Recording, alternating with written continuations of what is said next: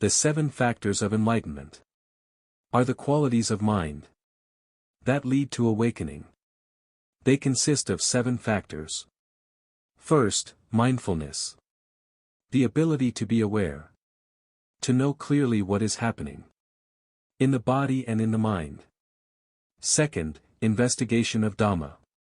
The careful observation and discernment of mental states and phenomena. To understand what leads to suffering and what leads to freedom.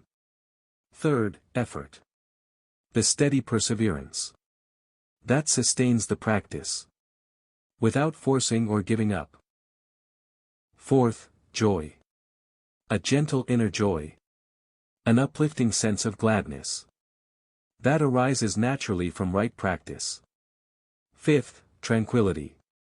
The calmness of body and mind. Soft, relaxed, and settled. Sixth, concentration. At this stage, concentration is not forced focus, but a natural emptiness of jhana that arises by itself.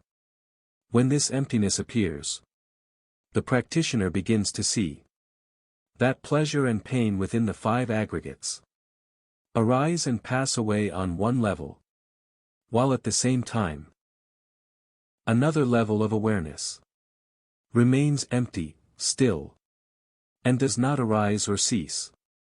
This emptiness then becomes the foundation for further development of the Dhamma. As the practice continues, a single, unified principle of truth emerges clearly in the mind. Gradually, the subtle pleasure and pain that still linger within that emptiness fade away.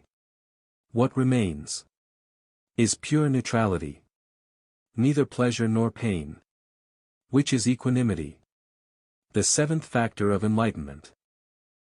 This level of concentration and equanimity is a characteristic of the mind.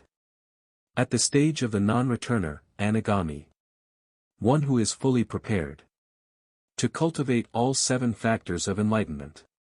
At this stage, the practitioner selectively observes only the mental formations that construct becoming and existence, which arise from ignorance.